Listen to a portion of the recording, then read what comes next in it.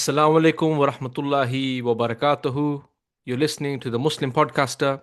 I'm your host Majid, and today I'm joined by my fellow guest, special guest, the host of the Islamic History Podcast, brother Muttaqi Ismail. Assalamu alaikum, bro, and welcome back to the show. Walaikum assalam wa rahmatullahi wa barakatuh. Thank you, Brother Majid. Happy to be here. And we haven't spoken in a while now, so we have a lot to catch up on. But let's get into it. Yeah, bro. Subhanallah, it's been a long time. I've been trying to schedule something in, man, but it's been busy. But like you're saying, there's loads to catch up on. There's loads to actually get your input, especially things happening in the United States of America, as shall we say. But yeah, listen. Today's topic is an important one, and I want to get your intake on it. And this is why I thought I'd reach out because there's a lot been going on in terms of domestically in the US, especially with Yep. ICE. Everyone's talking about ICE, and I'm not sure whether many people outside of America really understand, ICE and what it's about, and what is this some private militia, or how is it that these people are going around Mhm. executing people? I mean, I don't think there's any other way to describe it. Executing people point blank. So it'd be good to get some information from you, get your thoughts, and try to understand the mood on the streets of the United States of America. But bro, before we start, I want Yep. to ask a really important question to you. Mhm. Are all of your papers legit? Oh, oh, they should be okay. I hope they're okay, inshallah. That's Uh, good. That's good. You don't want a knock on the door whilst we're recording. Do you know what I mean? Yeah. yeah, I hope not. I think I'll be all right. But they have already, I don't know, as you mentioned, they've already executing American citizens in the streets. So who knows what's next? Who So knows yeah. what's next, man? But listen, let's get into it, bro. I mean, first of all, just to get your understanding in terms of what's going down, what people talking about, what's the mood. Maybe even if you want to tell us a bit more about ICE and this special task force or whatever it is. So yeah, over to you, man. Mhm. All right. Well, the most recent killing of the man in Minnesota. Last one was Pretty. Pretty, I forgot his first name. Alex, I think his first name. The last one was Pretty. He was actually killed by the Border Patrol. By So people conflated with ICE because ICE has been most notorious for running into cities or doing raids in various cities. So ICE is more notorious, and they're all under the same law enforcement umbrella. I I don't want to quote myself on this, but I guess I'm going to have to. I believe they're both under the Department of Homeland Security. I believe so. But ICE is Immigration and Customs Enforcement. And this particular incident, the most recent one, was actually Border Patrol. Why they have Border Patrol in Minneapolis, which is so far away from the border, I don't know. Usually Border Patrols for things like Texas. But anyway, but they're all under the same law enforcement, and they've all been it's really crazy. ICE for the longest time was more like an obscure agency that generally just um, patrolled the border, mostly Texas, between Texas and Mexico, or the other states between the United States and Mexico, looking for people coming over the border illegally. That's primarily what they did. They did arrest people, yes, and then even in Donald Trump's first term, there was some notoriety with they had things about children being held in cages and sleeping on tinfoil beds and all those sorts of things. They have those sorts of things, but it's still more or less an obscure or now well-known agency. But now they become like America's Gestapo now, America's stormtroopers, where they have um, they have full federal oversight, they have full federal backing, and as you can see, they're going into many of these cities and particularly parts of cities that have high populations of immigrants. Specifically, well, with Minneapolis, Minneapolis has always been a large, so always had a large Somali population, and there's lots to say about that one, but I'll try to keep on topic. If we go off topic, I'll go where the flow goes. But Minneapolis has always had a large Somali population. Where I live in Atlanta, we have a fairly large Somali population, but they're mostly in one part of the city, one suburb, mostly Clarkston, Stone Mountain. People who are from Atlanta may know those places. But Minneapolis has always been like the major American city for Somali Americans. Even though many Somalis I know here in Atlanta, they always refer to as Minneapolis being the center, like Dearborn is for Arabs, Minneapolis was for Somalis, almost in a way. I think not quite because Arabs really do run Dearborn, but they don't really. They just have a high population in Minneapolis, specifically, Minneapolis, St. Paul, which are two twin cities in Minneapolis state. So it's really Minnesota, and from there on Minneapolis. So Minneapolis is the city, Minnesota is the state. I'm getting my geography mixed up. So Minneapolis is really, it was started around, my history is correct. Of course, I always have to get into history. If my history is correct, in the 90s, during the Civil War of Somalia, many Somalis started, of course, coming over to the United States as refugees. So we're talking about in the Clinton era at this point in time. For various reasons, some of them settled in Minneapolis. Sometimes some people say it's because of Minneapolis more and more immigrants because they needed the population growth. It's a cold city. It's far up north, close to Canada. And once they got a foothold in there, it just attracted more and more and more. So it became like a hub for lots of Somalis. From there, other cities have become very popular. Nashville, Atlanta, Maine also. But Minneapolis is still the major one, and they still have a large population. And as you know, of course, Ilhan Omar, Representative Ilhan Omar is from Minneapolis. She's from Minnesota. I don't know if she's from Minneapolis, but she's definitely from the state of Minnesota. And I'm almost certain she represents a portion of Minneapolis as well. She was elected by, a largely Somali voter base. So then there is, of course, this happens with pretty much every immigrant group. And you saw the same thing in the UK maybe about a year and a half ago, maybe 2 years ago, where they're accused of scamming the government. They're accused of scamming the government and bilking the government of money and building all these scams and Ponzi schemes and everything to get money from the government. I'm not saying that doesn't happen. It does happen. I don't think it happens to the level that people accuse them of, and it doesn't happen to the point where we have to have this large government interference. The local government should be able to deal with it for the most part, but there definitely is fraud. There's no doubt about it. I know that there's fraud. I've heard them talk about it, but welfare fraud happens everywhere. It's not just Somalis who are doing welfare fraud happens everywhere. I know countless regular American citizens who have committed welfare fraud and are actively committing welfare fraud. It happens all the time. So that was just an excuse to target Somalis. It is what it is. It's easier to go after the darker skinned immigrants than the white ones because we also, for a short period of time, there is this thing about bringing out over white South Africans to the United States because they are supposedly experiencing racism in South Africa under its current black government, which has been there since 1993. So it's really it's political stuff. It's all political stuff. The next president is going to not be as bold with it because these things go back and forth. They're going to keep most of the same policies, but just not be as bold as Trump is, because if the next president is a Democrat, the media will tone it down some, so it won't be as much of an outcry. But it will still happen. Many of the policies that Trump put in before in his first term, Biden kept them going all the way through. It's just that the media didn't cover it as much because now their boy Biden was in office.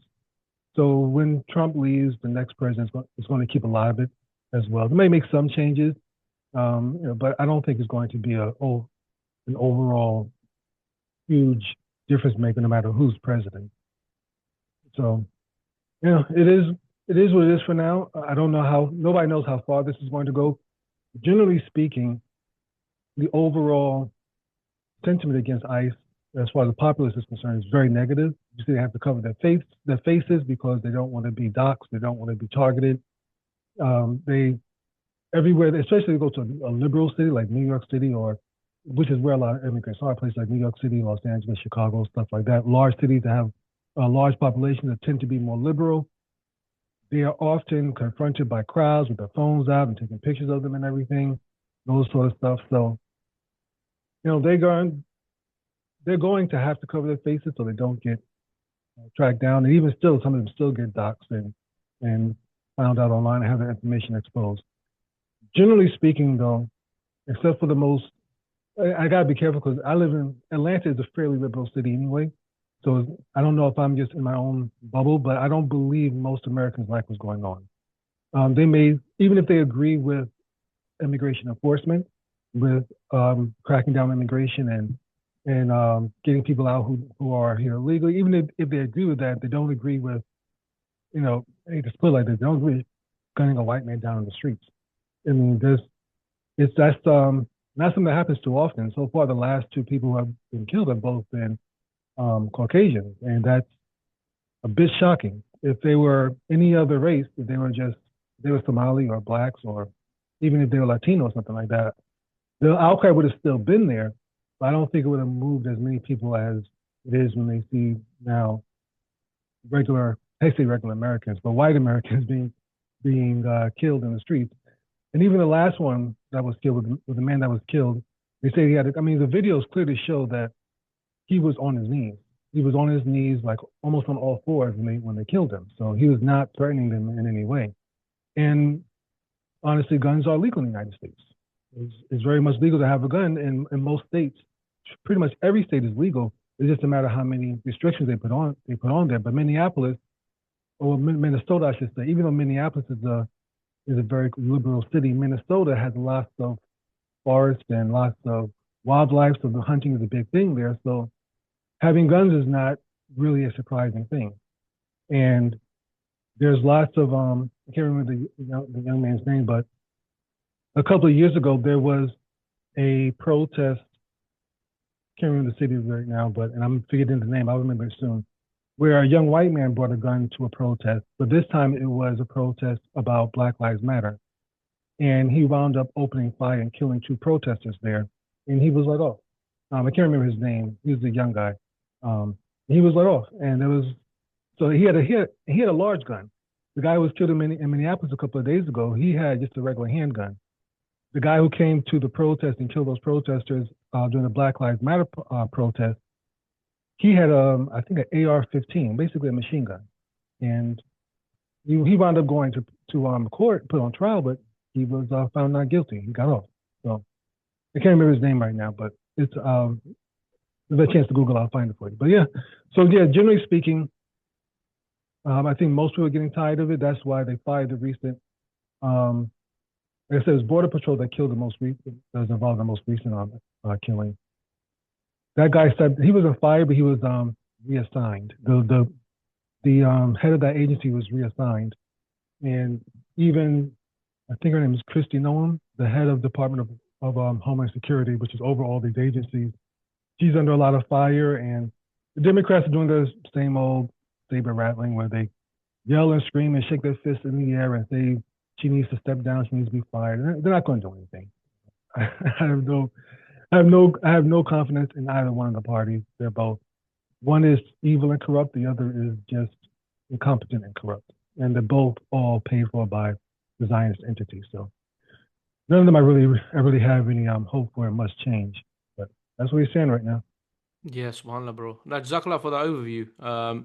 In terms of like the because you're mentioning about the different parties, whether it's Democrats, whether it's the Republicans, and obviously with the sort of MAGA people, you can see that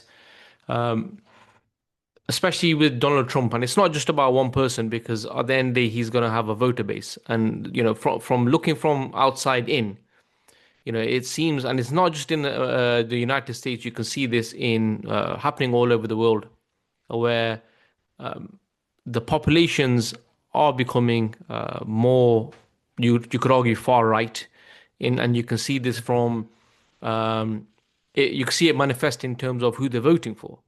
So in terms of what's happening on the street, it could well be just politics to divide people, but at the same time, it also seems very much in line with what is being pushed, in terms of what MAGA stand for, what Trump stands for, in terms of, in reality, the Americans should be white. And if you all over the internet, when you got these, podcasts and social media personalities, some of them are actually, it's got to a stage now where things are being said in public, and just Trump saying things in public, which is blatantly racist, right? Blatantly, it's not like they're hiding, but it seems like right now they're not just getting away with it. Actually, the people are, well, especially the MAGA people. You can see that they're all for this.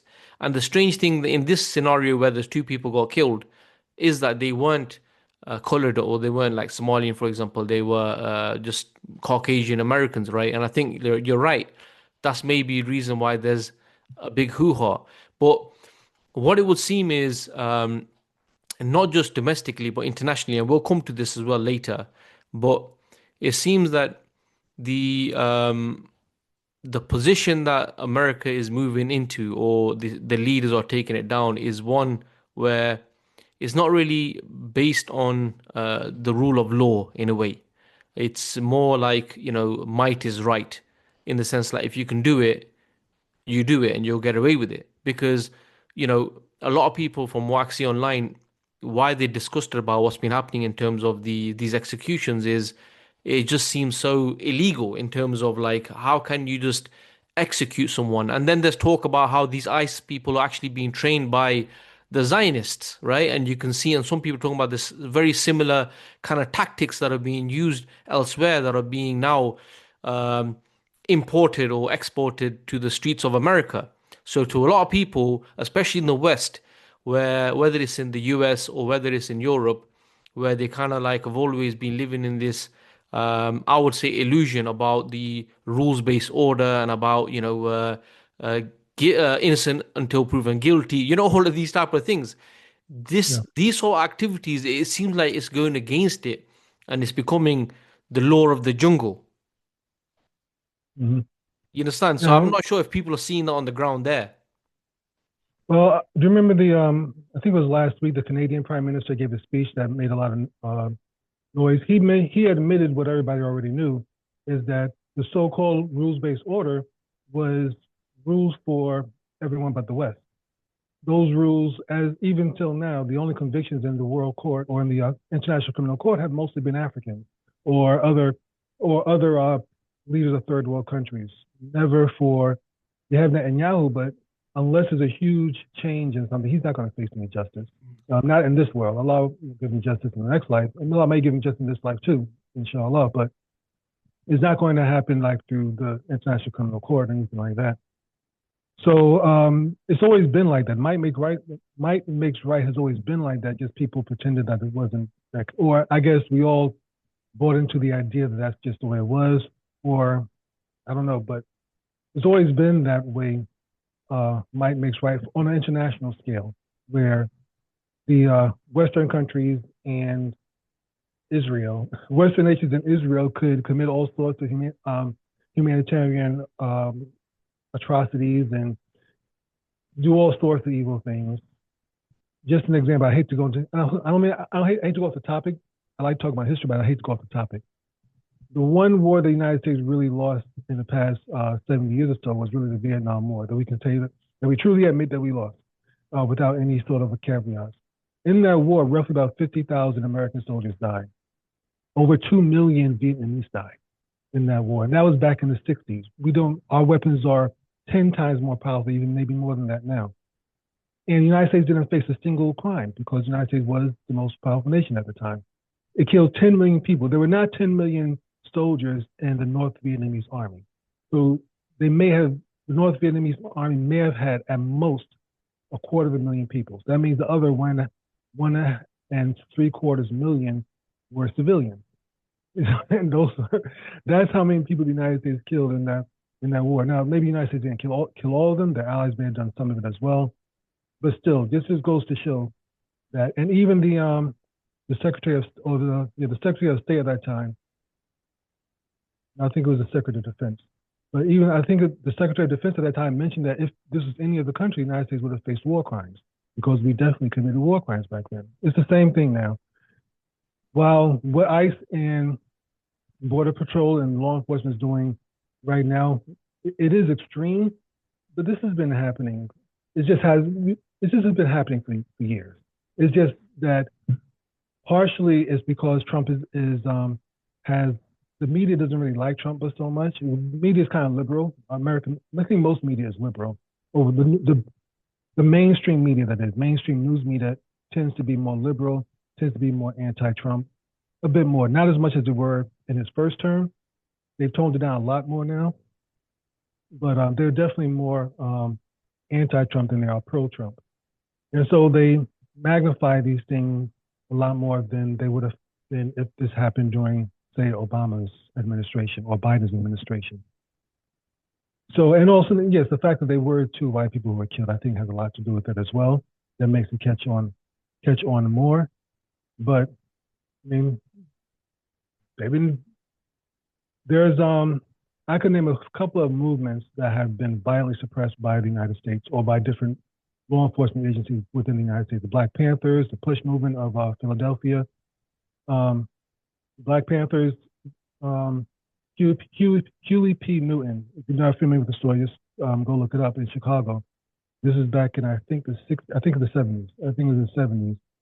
They went and murdered Huey P. Newton in his sleep while he was just laying in bed. FBI. So in alliance with the Chicago Police Department. So these aren't all that new. It's just that right now is being put out there a lot more, and also it's white people are more the target now, or at least white people are being killed. I won't say the target; they are being killed, and that has people up in arms. And also, people don't like Trump. That's I think is part of it all. But this country, the United States, I think this was, I won't say it's the United States alone, I think it's any country, but pretty much. Every nation allows freedoms up until it becomes a problem.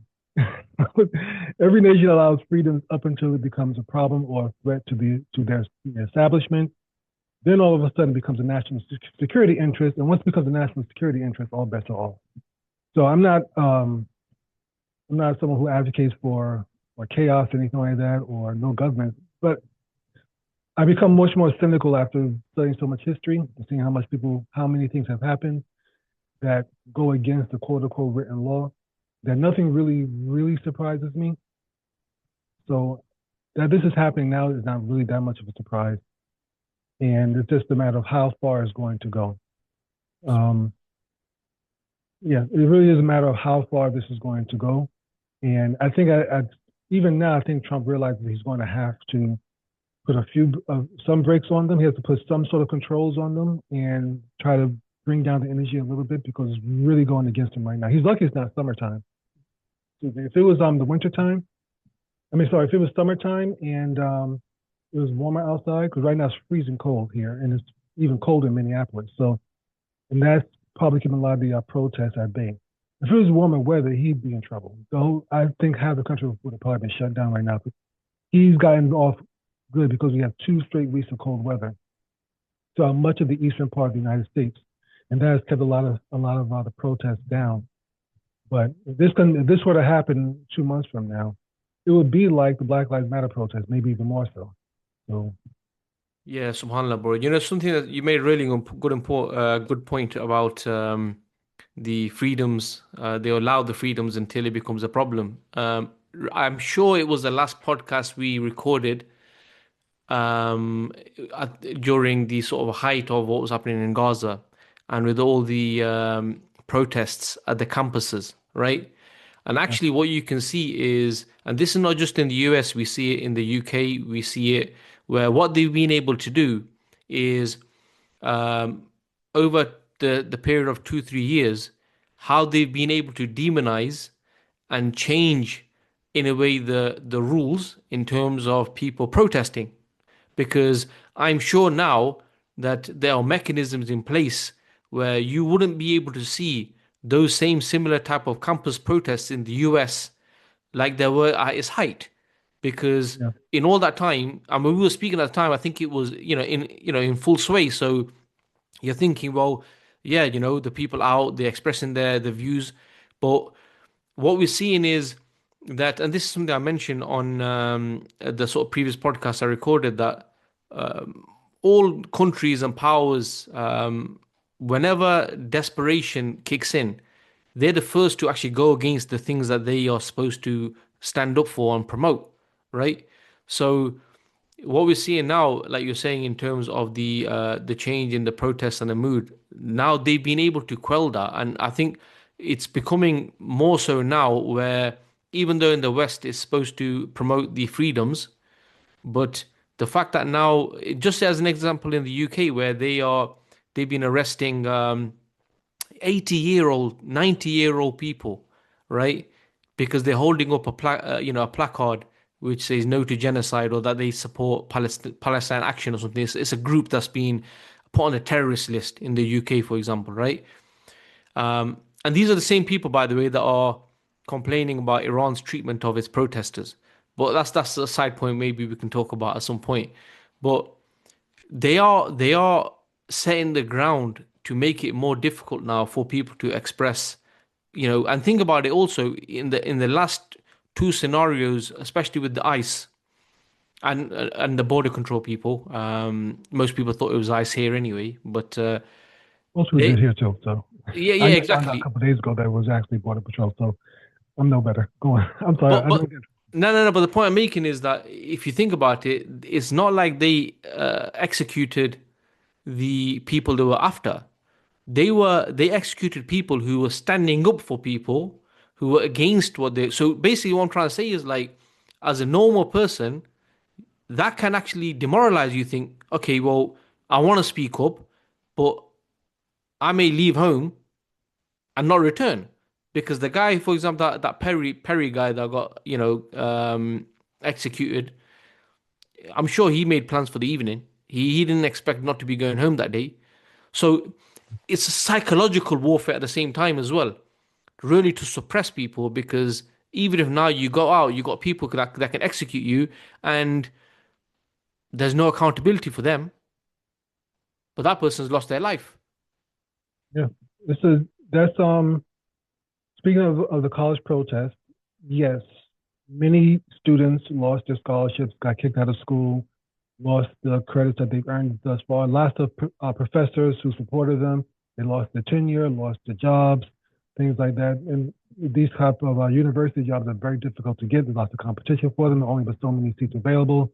So you lose your job, you lose your job there, lose your tenure, lose your the research grants and everything. Then it can cost a lot to lose that. And I think that has hurt a lot of the protest movements against Palestine in the United States. A lot of that has been quelled. People started seeing their classmates suddenly not in school any longer. The arresting part was part of the issue. I think people can probably deal with the arresting part. But having the whole future ruined is something a bit more. Being arrested actually might be a badge of honor for certain people if they really, really do believe in their cause. But losing your entire future is something totally different. And also, even you saw this after Charlie Kirk was killed. As soon as after he was killed, a few people celebrated. It should, from a Islamic perspective, they shouldn't have been celebrating it. We can speak about the evil that he did and the evil things he stood up for, without necessarily celebrating his death. So either way, that's not the right thing to do. But those people who did post social media messages celebrating his death, they lost their jobs almost immediately. And Charlie Kirk is not that popular. He was more popular after he died than when he was alive. But he was, because of the government that's in power right now, he supported the government that's in power right now. I think a lot of companies had a knee-jerk reaction to quell any celebration of his death. But even with all that, it's like I was wondering, yeah, as far as once they, I forgot where I saw this quote. I think I saw it today. But once the propaganda stops working, once the control of the media is no longer as thorough, then they have to start resorting to brute force. And this is what they're doing right now, because they just can't do it through soft means, through portraying Israel as the guiding light of the Middle East or the one civilized nation in an area of barbarians. They can't portray that message any longer. All these social media tools are no longer under their control. TikTok is an example. TikTok in the United States.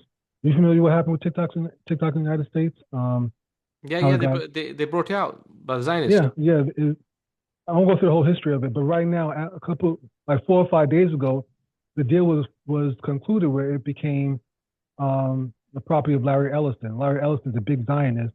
And he's also the CEO of one of the largest technology firms, Oracle, which most of us depend on in some regards. This was its data centers, and also so he became in charge of that. Well, he bought it. He shipped it off to one of his cronies or underlings to take care of. But basically, anti-Zionist messages, anti-Israel messages, all those things are banned, shadow banned.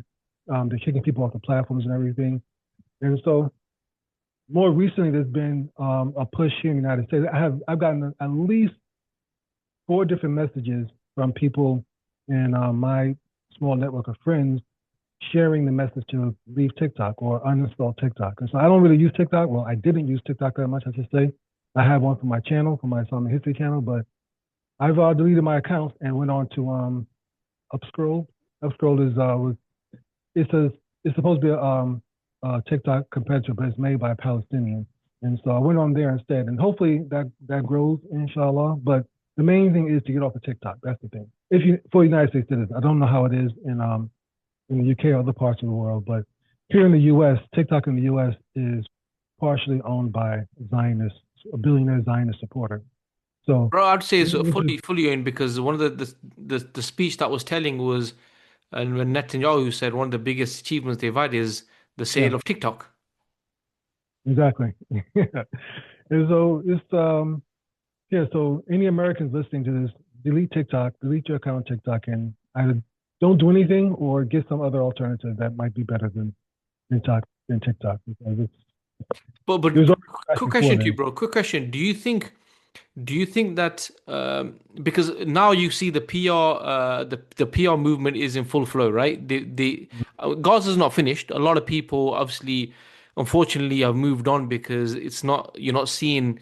And this was actually one of the plans of this so-called ceasefire, which is no ceasefire, is because they were desperate. They wanted to stop all these protests and stuff like that. So one of the reasons for doing this is now when people are protesting, the regimes and the governments will say, well, it's stopped there now, but it hasn't stopped. But what we see is that since then you've had the TikTok buyout in America, and I think social media and especially TikTok, it played a massive role in actually changing the narrative that people were being spoon fed, right? Massive Yeah. role.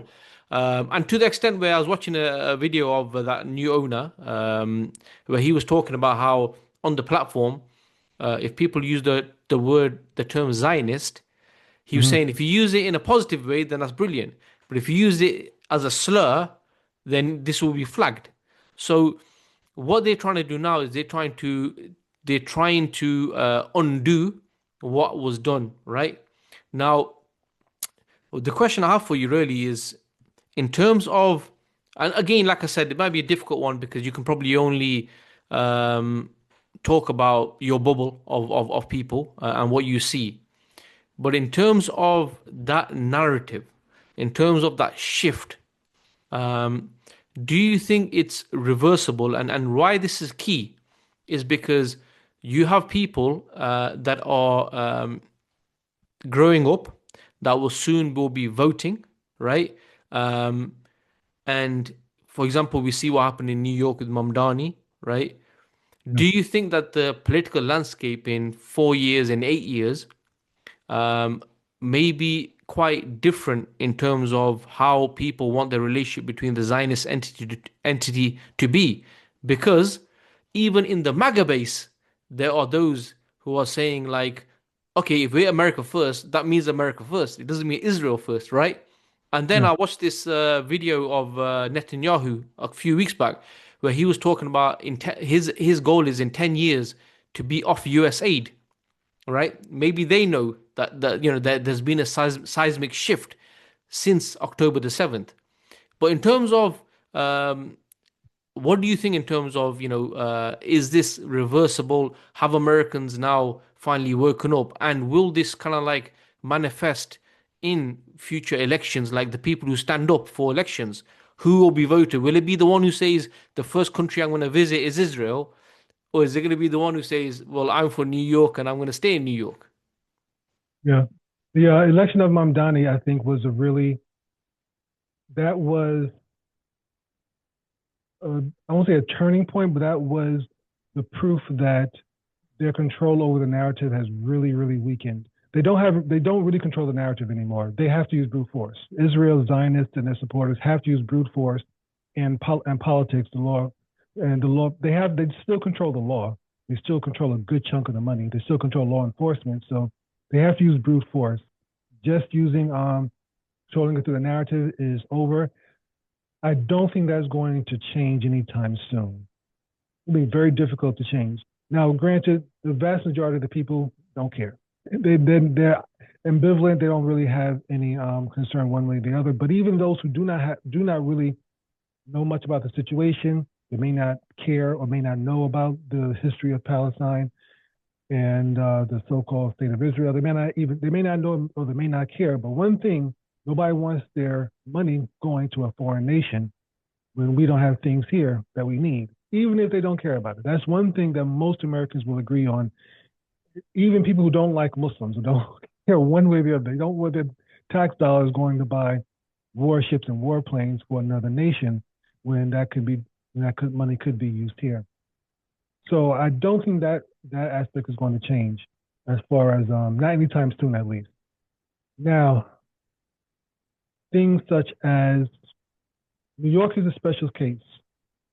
During the pandemic, I think in 2020, there was another mayoral race. And at that time, Andrew Yang was one of the front runners. Andrew Yang was a Chinese-American politician, supposed to be a very liberal tech guy. But he made the mistake because he was young.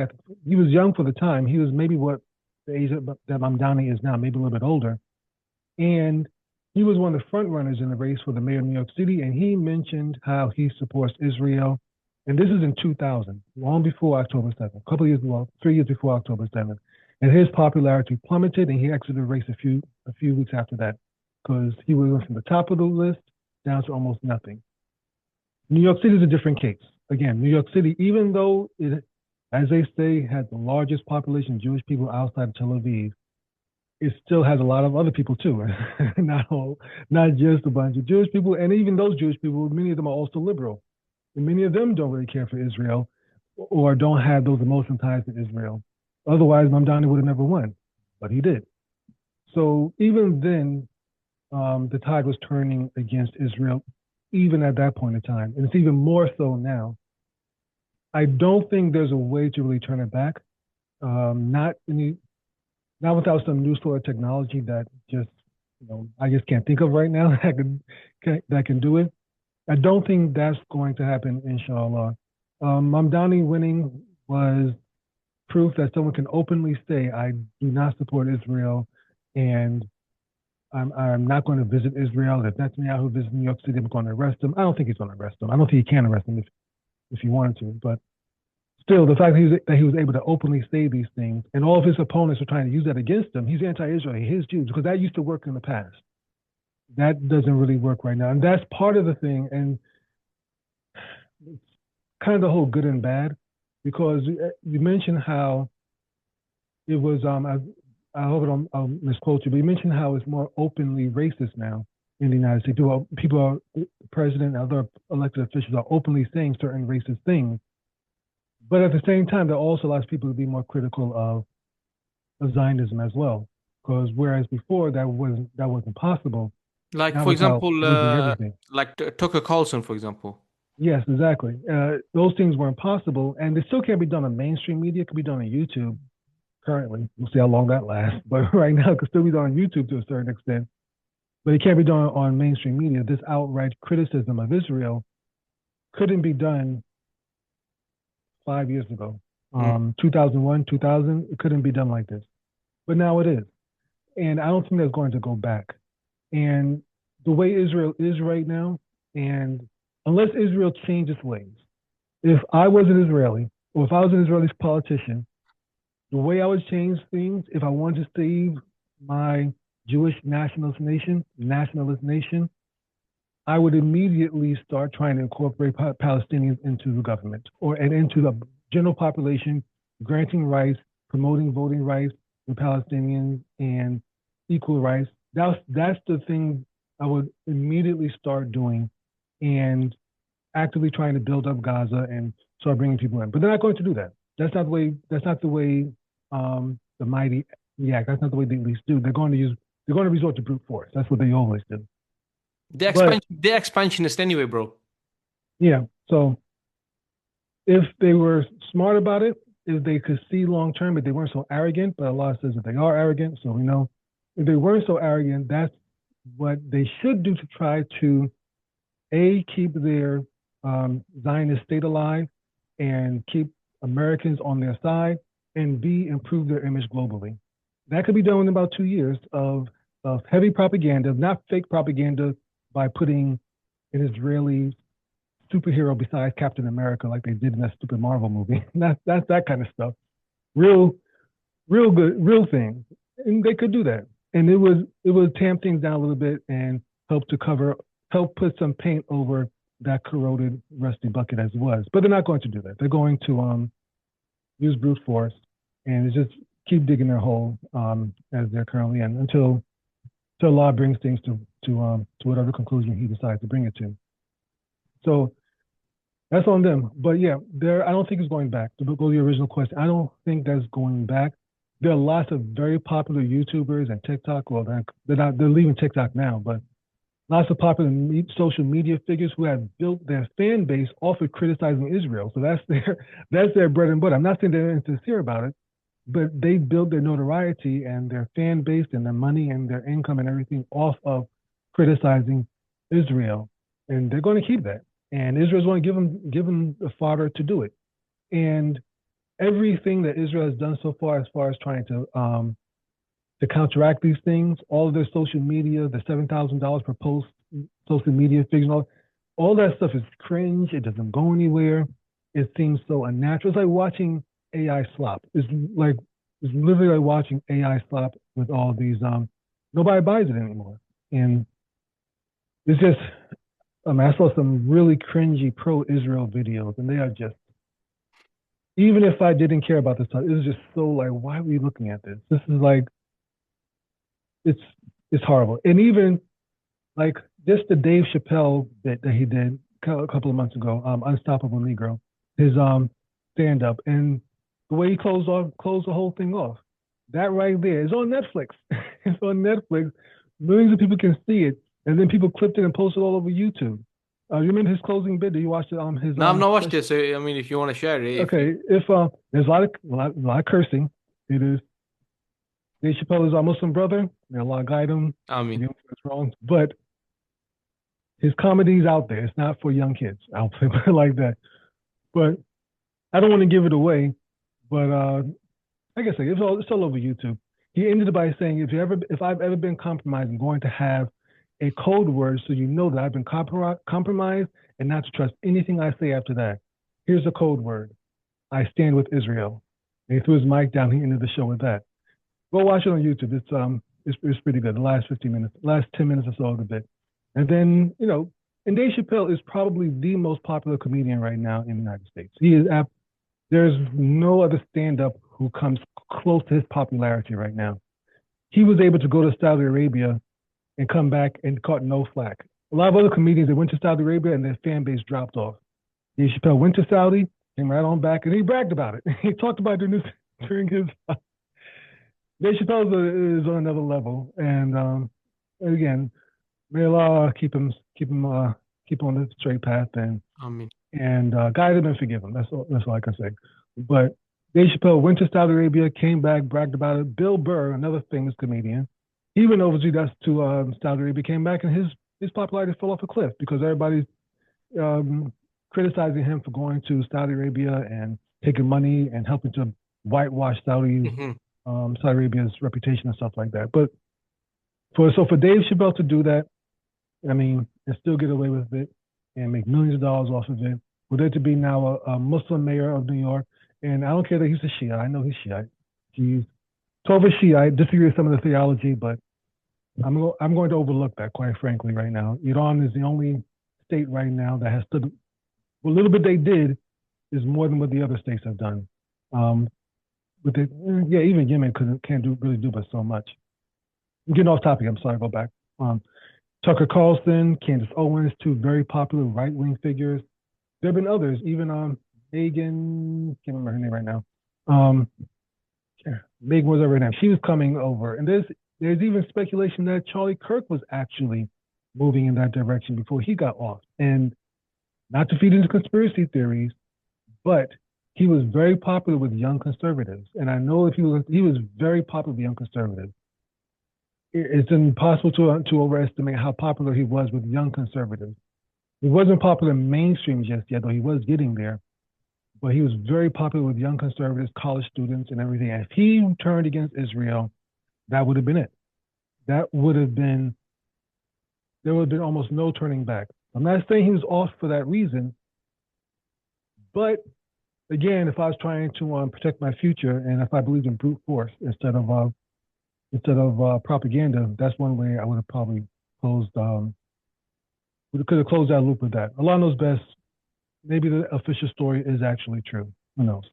But Yeah, but people have said that. People have said that initially. I'm sure even Candice Owens said that, initially. She actually said that he was topped off because he was, again, because the thing is that if you really are MAGA, then what's the argument? The argument is, um, what do we get from the Zionist state? Now, obviously, the people, the deep state in America, for them, they understand that having this aircraft carrier in the region is benefit to them. But the normal person doesn't see that. He sees potholes. He sees industry fall. You could just go to a place like Detroit, for example, and he's thinking, wait a minute, all those billions of dollars that are going there, if they just came here and if they were actually just given to people and just you know used within the communities, then people would be better off in America. And I think with Charlie Kirk, if you are really truly America first, and I think that's the big difference. Obviously, it's a bit different with the evangelicals. With them, there's that religious thing where they are following them because obviously they want Armageddon and Jesus Christ to come back and stuff like this. But with the MAGA, that's the dilemma that people have. And if Charlie Kirk, like you're saying, who was popular with the youngsters, with the students, if he went full shift down that route like Candice Owen is and Tucker Carlson, then obviously it would have done a bit of damage. So like you're saying, when your soft power erodes, then you move to hard power. And saying that, just another thing I want to put to you, brother Muttaqi, is that what we're seeing, and a lot of people are saying this anyway, and I think it's quite obvious since um, October the 7th, 2023. The discussion now, whether it's in Europe, whether it's in America, whether it's at the UN, whether it's in the European Parliament, when people are asking about does international law still exist or is there still a rules-based order, the real reason, and subhanallah, we discussed this many times since Gaza started, that Gaza was like a furqan. It was like something which is a seismic event, because 3 years on, what we're seeing is that why the people are asking these questions is because of how the hypocrisy has become manifest, the open hypocrisy. And like you're saying, like Mark Carney said, in terms of international law has always been an illusion, right?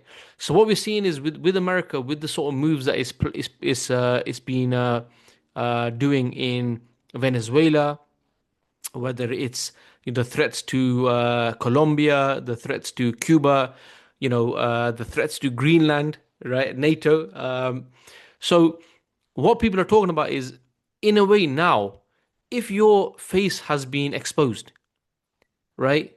if those things were, in the 80s and in the 60s and the 90s, where, the ideological battle between communism and capitalism was at its peak.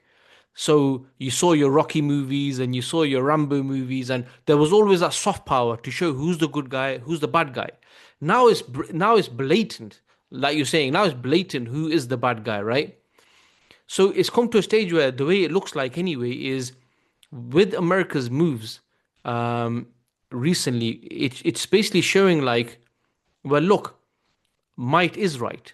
Like Donald Trump, he said, I don't really care much about international law. The sort of things that Rubio's been saying, these have been really blatant in terms of why do we need to abide by this? We do more. And there's that one guy, what's his name? Steve Miller, I think he is, the bold guy. He was Yeah. even more blatant in terms of, now it's all about strength, it's all about power, and so on. So soft power you can see is finished, and it's just hard power now. And it's the veil has been removed.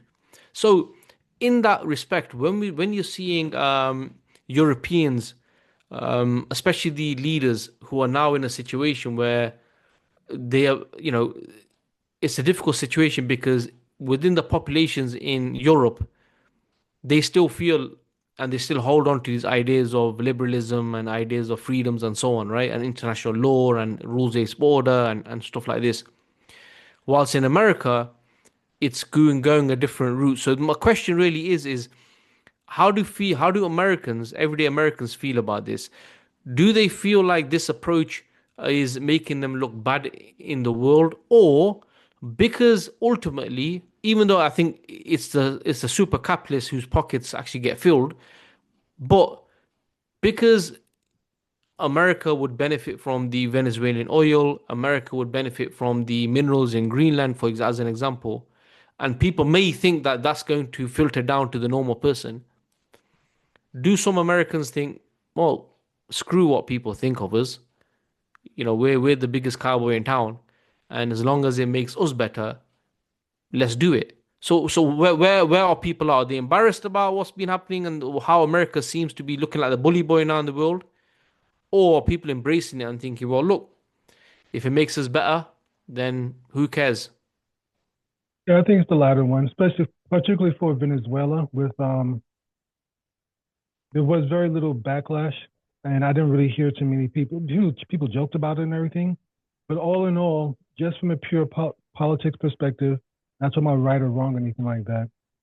The Venezuela operation, no Americans were killed. It wasn't a long-standing engagement. Um, Military forces went in, got who they wanted, and got right back out. It was done very quickly, and it's a way to it bolsters America's military perception across the world, and it got honestly speaking, got other nations in the world to start acting right a little bit. Got got some a little bit of act right in them. So I think most Americans are at least ambivalent about it because again, it didn't cost us anything, or they actually approve of it. I think it's only a small portion that would say that was great. And also, Nicolas Maduro wasn't really a very popular person anyway. So it's not like as if not like it's not like he was someone that Americans had any reason to love or care for. And I can't speak to whether the propaganda about him was true or not, but it doesn't seem as if he was very popular in his own country for that matter. So Allah knows best. That doesn't really matter. But I don't think Americans really care that have any concerns about what happened with Venezuela. I think that was just like, oh well, business as usual. As far as Greenland is concerned, honestly, I don't think we're going to get Greenland. I don't think that's not going to happen. I think most likely, Oh, it's I've seen happened. with Trump. It's happened, I'm bro. sorry. It's happened. I think it's going to be What I Trump. mean by that, what I mean by from what's been what reported, Mhm. the deal that's been struck, it's everything in name. It's everything other than in name that this land is part of America. Everything in terms of they'll have the bases there, they have Yeah, the rights to the minerals and stuff like this. So other than it just being on paper that this is part of Denmark, yeah, yeah, yeah. That I Americans have don't got what doubt they will wanted. happen. Yeah, that's that. As far as just getting the ability or the yeah basically the ability to put bases there and to extract natural resources. Yeah, I have no doubt America's going to get that. United States have done that all across the globe. So no doubt about that. But Greenland is not going to become the 51st state or territory of the United States. That's not going to happen. But yeah, I don't think, yeah, there's no doubt we go. I hate to say we, but I kind of have to say we because I'm one of them. I didn't ask for this, but I'm one of them. But the United States is going, yeah, it's going to get its mineral drilling rights, all that kind of stuff. It's going to get that stuff. That's not a problem. There's no doubt about that one. As far as I forgot where we were going with that, but yeah, I was one reason I can say that Americans don't really care and might actually even be kind of happy about it. I'm talking about generally speaking, is the Iraq War was very popular in the beginning, up until it dragged on for years, and more American soldiers being killed and coming back home maimed and injured and stuff like that. Then it started to get more unpopular, and as the economy started dropping, it became more unpopular as it got closer to the Great Recession of 2008. But before that, the first Americans were broadly for it before the invasion of 2003. They were broadly for it up until they captured Saddam Hussein, and then they're broadly for it when he was executed. It was only until about maybe the last 3 or 4 years, maybe the last 2 or 3 years, really, that public opinion turned against it. With Muammar Gaddafi in Libya, most Americans even know that the United States was part of has something to do with his execution, and how it all. They believe the story that Gaddafi was killing his own people, and so we had to go in to intervene. They believed that story up until very recently.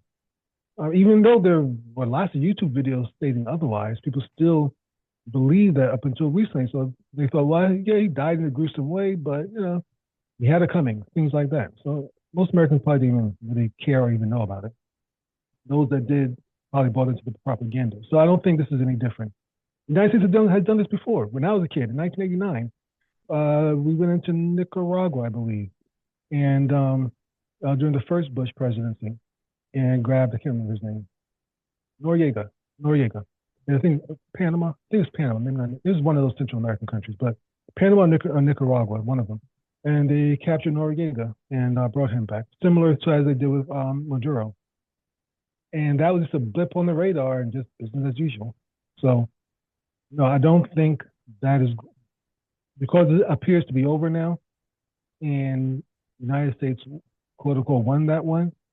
It's But I not think going to be. I think that's where there's that bit of conflict between Europe and Europeans and the US, because the US for a long time has been promoted as being the leader of the free world, and the way they are behaving recently, even though me and you know that they've been doing these things for a long time, but now it's getting to a stage where the populations in Europe are now trying to hold their own politicians to account by saying, look, how can we side with these people? Sovereignty means nothing to them. They do feel like they do what they feel like, right? And I think that's a bit of a headache for the Europeans and even people like, even nations like Canada. You may have heard, I'm not sure. Only yesterday I was watching a video about, it might just be rumors or just propaganda, but in Canada, Alberta. There's an area called Alberta, Yeah, Southern and provinces, I believe. yeah, Alberta. Yeah, it's basically the most wealthiest from what I was watching in terms of that's where the gas and oil is. And there's talks where there were secessionists. There were people who want to have an independent Alberta who flown into the US, right?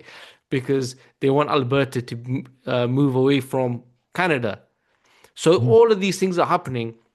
I think what it's doing is putting people who promote this rules-based order, this fallacy that Mark Carney spoke about, and it's just difficult now to promote the people to convince the masses that these things actually hold value because of what's happening. So I mean, from what we can see is the way things are moving. I think now you're gonna see more hard power, more attitudes of where it doesn't really matter because that's where we're going now. Once these things don't mean anything anymore, which were apparently put there to keep peace, but the fact that it doesn't matter whether Greenland becomes America, part of America or not, the fact that the Americans even said that military option may be on the table, even though it was never going to happen, just by them saying that, you know, it has huge ramifications in terms of the West, in terms of the things that, unite them. And that's why there's more global, more broader geopolitical discussions in terms of is now the time where people start looking towards China as a more reliable partner? Because how can you have an ally and a partner who is threatening you to take part of your country, um, just because it can? So it's interesting times, bro. Interesting times coming ahead, man. But bro, inshallah, what I want to do is get your final thoughts. Really, it's getting late here, and I still need to put Sure. Asr and Maghrib's kicking in. But maybe even your some thoughts you may even have on what's happening in Iran and the so-called Armada, which has reached or is going to reach the shores of Iran, and whether there is going to be some sort of a deal between the Iranians and the Americans, or the Zionists will once again get what they want. But whether it's on that or whether it's on what we discussed, just your final thoughts on maybe how you Huh. see things panning out. Well, I'm convinced the situation in Iran is being exacerbated by foreign agents. I don't, yeah, I 100%. don't, they did it before during the Mossadegh, when Mossadegh was prime minister and the CIA, that's the first successful operation. They're literally paying protesters to protest against Mossadegh. And that was like 60, 70 years ago. They've gotten much better in their tactics since then. I also think that after the 12-day war between Israel and Iran, Israel realized that their Iron Dome is not so perfect, and they realized that going toe to toe with Iran was going to result, even if they can beat Iran in the air, or even if they do have better firepower than Iran does, they were still going to have to suffer some casualties. And Israel doesn't have the population that Iran does, and they can't suffer.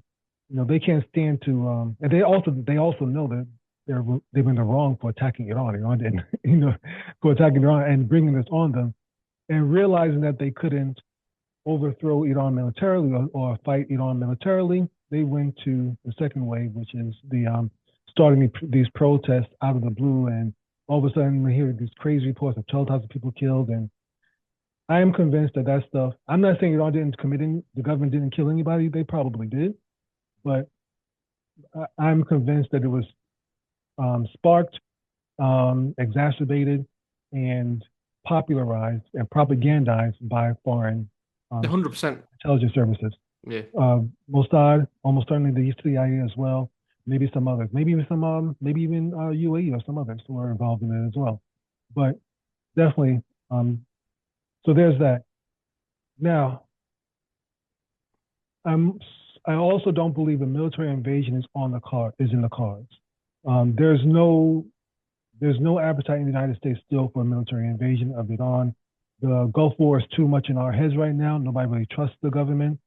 Not Bush, I'm sorry, Trump ran on the president of peace thing. We know that's a bunch of BS, but still, he can't call himself the president of peace when he's going around invading Iran. And you can't. It's very difficult to overthrow a government using only air power. It happened with Gaddafi because he happened to control everything.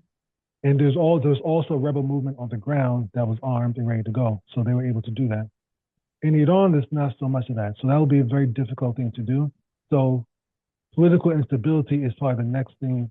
And they can still do airstrikes and sabotage and stuff like that. But I don't think an actual military action is going to happen in Iran as far as boots on the ground. Airstrikes, yes, not boots on the ground. And Iran's geography doesn't allow for it either. It's a very mountainous country. It will be a quagmire for any nation that tries to do that. They're going to have a whole lot of problems. So I also don't think the Shia government is going to just step down. I don't think they're just going to fold or anything. I mean, they control pretty much the entire nation. I mean, I don't think they're just going to fold and just give everything up. So I'm not sure how this is going to play out. As far as the rules-based order is concerned, it'll be interesting to see when a nation that has some teeth actually violates the rules-based order. We see it kind of with Russia invading Ukraine, how everybody jumped to supply Ukraine with all these weapons, and now they're seeing that they can only do but so much, and they're getting closer and closer to the point where Ukraine is probably going to have to sign a peace deal and just give up some territory to Russia. But it'll be interesting to see if China were to do something like that. I don't think China is going to invade Taiwan or anything like that, but if China did do that, then we'll see just exactly how far this rules-based order illusion goes. China is much more competent than Russia, I believe. I don't think it's going to be as easy. China has stronger alliances. China's also had much more time to prepare. So we'll see. China's also much more ingrained in the economic system, the global economic system, than Russia was. So I don't know. And that'll be an interesting one if that happens. I'm not advocating for it, but we'll see what happens when they do that. As far as the United States is concerned, Trump is going to do this 4 years. I don't think he's going to be able to change the rules to give himself another 4 years. We're still a good 2 years away from that. He's probably going to lose this year's midterm elections, which is going to hurt him in Congress, meaning he won't be able to push so many laws through Congress, and so he's going to have some opposition. So the last 2 years of his are probably going to be kind of boring, not as exciting as the first 2 years. I hate to put it like that. Won't be as interesting as the first 2 years, and he's going to, and most likely a Democrat will take his place. I don't think J.D. Vance is going to become the next president. Not at this time. He'll have to change things around a lot. So, or the Democrats will have to run an absolutely horrible candidate that can't even win against J.D. Vance. We're going to get another BS candidate who's going to do the same thing. President's going to do the same thing. They may be a little bit more stern against Israel and stuff like that, but I don't think too many major changes are going to happen at the top level. On the grassroots level, though, however, on the lower levels, I do think the tides are going to continue to turn against Israel on a popular level. Inshallah, I hope it does. But I really do believe, I don't think it's going back, as I mentioned. As more younger people get into politics and these older ones start dying off and retiring and all, I think slowly Netanyahu is going to have to start relying on his own self, on his own resources over time. So inshallah, within the next 10 years, I hope the United States will be at least not giving as much military aid to Israel as it is right now. Over time, I think that's going to happen, inshallah. So, but we'll see. The West is still standing. They'll probably be standing for a while. I would like to see. I'm more interested in these things like these alliances, like Pakistan and Saudi Arabia. I have my problem with both governments. You know, they have their issues, as we know, but still, that sort of alliance. And I hope more Muslim countries start doing more alliances like that. And also the way Saudi Arabia and UAE are now at odds with each other. We'll see how that goes. The Sudan crisis I'm glad it's getting more attention now that the so-called ceasefire has kind of brought down the division around Gaza a little bit. So Sudan seems to be getting more publicity, but that's I don't know. I don't know who to root for in that one, but I guess if I had to choose one, I would hope, the Sudanese armed forces eventually take over. I don't know. They're both ass killers. It's kind of hard to know who to root for in that conflict. If there's such thing as rooting for one Muslim to fight against another Muslim group. It's really bad. But I'm hoping, inshallah, that will come to an end soon. If UAE can be pushed out of and stop their I really don't get the UAE. I really don't get that nation. That is like, that's another story. But I do not understand that nation at all. That's a podcast in itself, bro. I know. Trust I me. just don't get. You're the one who first clued me in on it, and as I've done my research, I'm like, what on earth is this? This just doesn't make any sense. But anyway, yeah, bro. I guess if I can plug my podcast, if that's okay with you, or yeah, go for it, bro. Go for it. Right, before we wrap up, inshallah, I'm in the 11th season of the Islamic History Podcast. We are going through the downfall of the Umayyad Caliphate. We're now at the point where the Great Berber Revolt of 122 AH, which pretty much broke the unity of the Muslim Ummah forever, The Berbers revolted against the Umayyads, and all of North Africa and Al Andalus broke off from the Umayyad government, and they never really came back. So that was the end of a unified Muslim government, and we never had one since then. That was really truly the end.